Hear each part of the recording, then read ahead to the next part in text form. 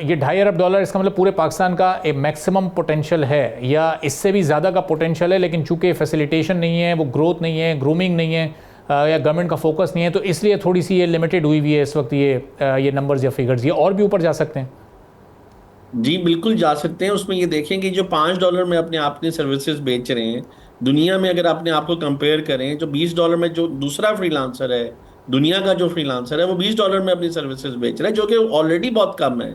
अगर हम इनको $5 से $20 में ले आए, तो सबसे आसान तरीका तो यही है कि जो ऑलरेडी स्किल्ड हैं, जो ऑलरेडी अपनी सर्विसेज बेच रहे हैं, जिन्होंने ये 1 पॉइंट मतलब $2 अरब के करीब कमाया है, अगर ये 4 टाइम्स बढ़ जाएगा तो $10 बिलियन हो जाएगा।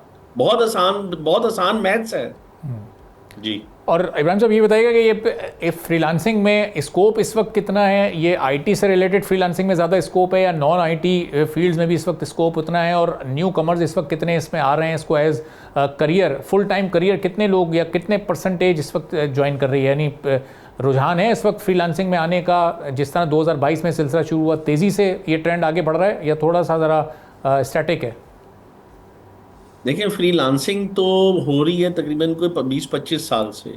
फ्रीलांसिंग प्लेटफॉर्म्स में पाकिस्तानी फ्रीलांसर्स तो 10-15-20 साल से काम ऑलरेडी कर रहे हैं। हम लोगों ने 2018 में इस बात को रियलाइज़ किया। हमने फ्रीलांसर एसोसिएशन बनाई। गवर्नमेंट ऑफ पाकिस्तान और गवर्नमेंट पाकिस्तान को पता चला 2022 में, जब इन्होंने $456 मिलियन कमाया पाकिस्तान के लिए, तो फ्रीलांसर्स और फ्रीलांसिंग कम्युनिटी दुनिया पाकिस्तान की नज़रों में आई।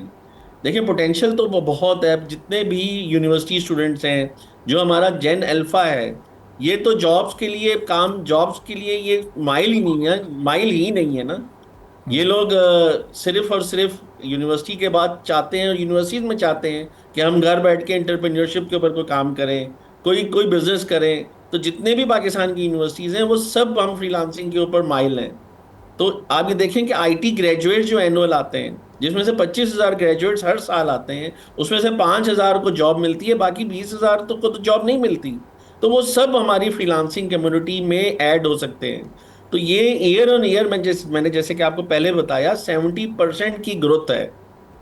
सही। तो अब जी। ये इसका अब फ्यूचर, ये गवर्नमेंट ज़ाहिर है ये फैसिलिटेशन देती है तो वेल एंड गुड है, और अगर उस तरह से नहीं कॉपरेट करती जो आपकी रिक्वायरमेंट है, तो फिर इस इंडस्ट्री का फ्यूचर क्या है? फिर सेल्फ ग्रोथ पर आपको सेल्फ वर्क ही करना पड़ेगा, ख़ुद ही अपने ऊपर रिलाई करना पड़ेगा, अपनी जो भी एबिलिटीज़ हैं या जो अपना पोटेंशियल है उसको फिर खुद ही ग्रो करना पड़ेगा, मार्केट में ख़ुद आपको एमर्ज होना पड़ेगा।